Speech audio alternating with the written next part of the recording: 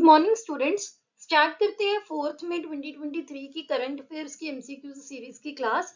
इसमें हम क्वेश्चंस के साथ सोर्स भी देखते हैं कि न्यूज से क्वेश्चन कैसे फ्रेम होता है और कौन सी न्यूज से हमने क्वेश्चन फ्रेम किया है। तो let's begin. The first question is national manufacturing innovation survey is released by. Option A is NITI Aayog, option B is department of science and technology, option C is United Nations Industrial Development Organization and option D is both B and C. So National Manufacturing Innovation Survey कौन release करता है? So यहाँ पर हम देखते हैं इस news का सोर्स। यहाँ पर आप देख सकते हो हेडलाइन क्या है, Karnataka most innovative state in manufacturing finds survey.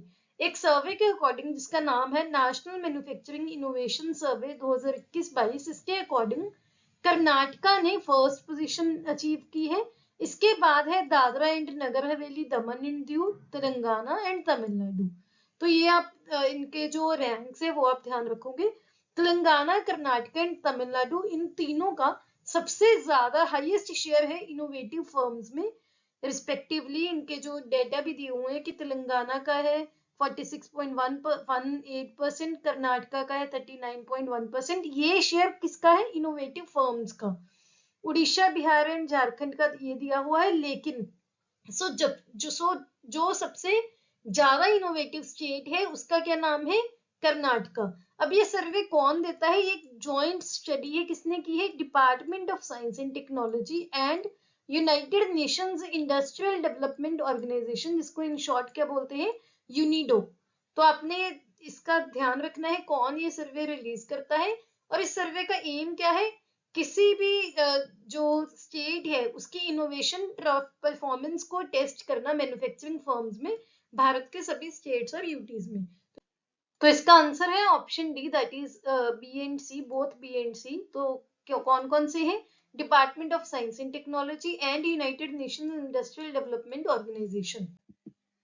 The next question is disease caused by H5N1 is a type of। जो H5N1 से डिजीज होती है वो उसकी क्या टाइप क्या है? वो एक स्वाइन फ्लू है या फिर वो एक एवियन फ्लू है, वो एक बैक्टीरियल डिजीज है या कोई भी नहीं तीनों में से। ये आप देख सकते हो इस न्यूज का सोर्स। सो H5N1 ने रिसेंटली 50 मिलियन बर्ड्स को मार दिया है। 50 मिलियन बर्ड्स मतलब 5 करोड़ बर्ड्स। और ये अब मैमल्स में स्प्रेड हो रहा है। मैमल्स किसको बोलते हैं? जो स्तनधारी एनिमल्स होते हैं। यहाँ पर आप देख सकते हो इसका जो मेन पॉइंट्स हैं ये हम और भी ज्यादा डिटेल में वीकली करंट अफेयर्स में डिस्कस करेंगे। यहाँ पर आप देख सकते हो एवियन फ्लुएंजा है ये H5N1। और अब ये जो इसका स्प्रेड है ह्यूमंस में भी स्टार्ट हो गया है। तो इसी वजह से ये जो काफी डेंजर का और एक कंसर्न का मैटर है। तो इसका आंसर है एवियन फ्लू या फिर बर्ड फ्लू। और आपके लिए क्वेश्चन है कि जो स्वाइन फ्लू है वो किससे होता है? वो हम प्रीवियस वीडियोस में डिस्कस कर चुके हैं, तो आई होप आपको याद होगा। तो उसका आंसर आपको कमेंट सेक्शन में बताना है। The next question is who became the first Indian to complete the golden global race. Golden global race को कंप्लीट करने वाले पहले भारतीय कौन बने हैं? Option A is Deepak Singh, option B is Abhilash Tomy, option C is Abhinav Bindra and option D is Anurag Singh. So ये है इस न्यूज का सोर्स। यहाँ पर आप हेडलाइन देख सकते हो, अभिलाष टॉमी ही स्क्रिप्ट्स मैरीटाइम हिस्ट्री। उन्होंने एक हिस्ट्री क्रिएट की है, मैरीटाइम हिस्ट्री। उन्होंने पहले ऐसे इंडियन बने हैं जिन्होंने गोल्डन ग्लोब रेस को कंप्लीट किया है। और पूरे वर्ल्ड में अगर बात करो तो पूरे वर्ल्ड में सेकंड नंबर पर है, क्योंकि साउथ अफ्रीका की एक सेलर थी जिसका नाम था कर्स्टन न्यूशेफर। इन्होंने मैरीटाइम हिस्ट्री में पहली ऐसी वुमेन बनी थी जिन्होंने ये रेस जीती थी। इन्होंने बिल्कुल अकेले नॉन स्टॉप ये सर्कमनेविगेशन की थी पूरे ग्लोब की। तो गोल्डन ग्लोब रेस बेसिकली क्या है? पूरे ग्लोब की आप बिना रुके सर्कमनेविगेशन पूरी उसको कवर करते हो, कोई भी जो किसी भी हेल्प के बिना। तो ये फर्स्ट वुमेन थी, साउथ अफ्रीका की थी। ये जो अभिलाष टॉमी है ये पहले इंडियन है और ग्लोब में पूरे वर्ल्ड में अगर बात करें तो सेकंड पोजीशन पर है। तो इसका आंसर है option B, that is Abhilash Tomy. The next question is F in FEMA stands for. FEMA में एफ की क्या फुल फॉर्म है? Option A is forest, option B is foreign, option C is finance and option D is financial. So recently जो Byju company है इसके owner के घर पे एनफोर्समेंट डायरेक्टरेट की रेड हुई थी और उनको फेमा के अंडर बुक किया गया है। तो फेमा की क्या फुल फॉर्म है आप नोट कर सकते हैं, फॉरेन एक्सचेंज मैनेजमेंट एक्ट। तो ये इसकी पूरी फुल फॉर्म है। तो एफ की क्या फुल फॉर्म हुई, foreign. The next question is a rare melanistic tiger died recently in which tiger reserve.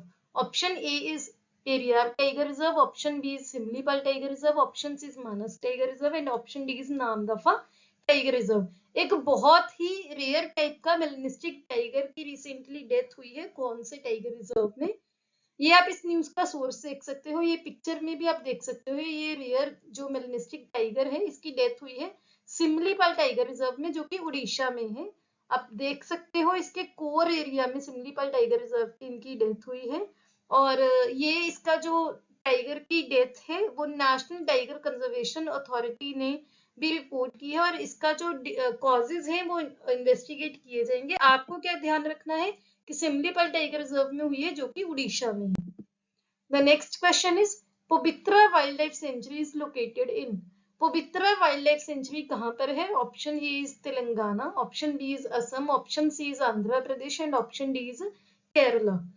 सो ये हम यहाँ पर क्यों डिस्कस कर रहे हैं, इसकी एक न्यूज़पेपर में पिक्चर लगी थी वहां के एनिमल्स की, वहां के एक स्टिल की, जहां पर वन हॉर्न राइनोज और वहां के जो वाइल्ड बफेलोज हैं उनकी। तो इसी वजह से मैंने सोचा कि आपको यहाँ पर कवर करवाया जाए, क्योंकि जो वाइल्ड लाइफ सेंचुरी और नेशनल पार्क से एग्जाम में बहुत कॉमनली पूछे जाते हैं।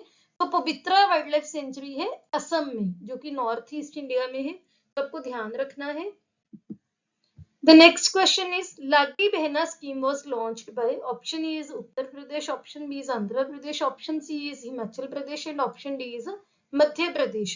लाटी बहना स्कीम कौन से स्टेट ने लॉन्च की है, ये आप इस न्यूज का सोर्स देख सकते हो। So recently 1.25 Indian crore Indian women ने एमपी गवर्नमेंट की, मध्य प्रदेश गवर्नमेंट की लाटी बहना स्कीम के लिए रजिस्टर करवाया है। तो ये इस वजह से न्यूज में थी, तो आपको ध्यान रखना है किसकी है ये, एमपी गवर्नमेंट की। इसका एम भी यहाँ पर हम देख लेते हैं। तो इसका एम क्या है कि जो वुमेन है उनको सोशली और फाइनेंशियली दोनों उसमें रिस्पेक्टिव एरियाज में एम्पावर करना, उनको सोशली भी, उनकी सोशल लेवल पर भी उनकी जो पोजीशन इंप्रूव करेगा और फाइनेंशियल लेवल पर भी।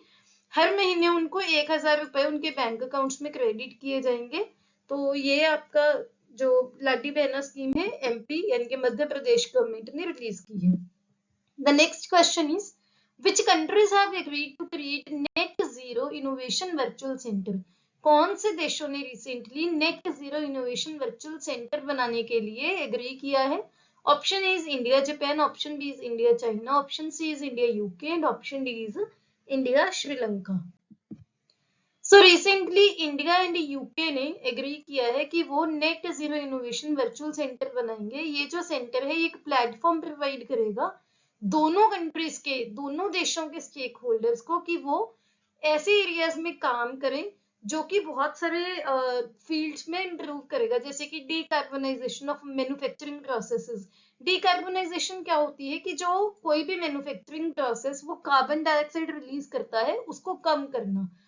सेकेंड इज ट्रांसपोर्ट सिस्टम को, ग्रीन हाइड्रोजन को डेवलप करने के लिए एज ए रिन्यूएबल सोर्स। तो बेसिकली इसका अगर एम देखें net zero innovation virtual centre क्या है, क्लाइमेट चेंज को इम्प्रूव करने, क्लाइमेट चेंज के बारे में है, एनवायरमेंट को इम्प्रूव करने में, कि जो एमिशंस होते हैं हार्मफुल गैसेस के वो कम हो।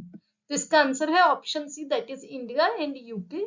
The next question is which airlines has unveiled the world's first robotic check-in assistant। कौन सी एयरलाइंस ने दुनिया का पहला एक robotic check in assistant unveil किया है। यानी कि जो एयरपोर्ट्स होते हैं वहां पर जब आप चेक इन करते हो, आप सिक्योरिटी करवाते हो, आप अपना लगेज डिपॉजिट करवाते हो, तो वहां पर एक रोबोटिक चेक इन असिस्टेंट, एक रोबोट वहां पर अनवील किया है जो कि जो ट्रैवलर्स हैं, जो पैसेंजर्स हैं उनकी हेल्प करेगा। Option A is Air India, option B is Qatar, option C is Emirates and option D is Jet Airways.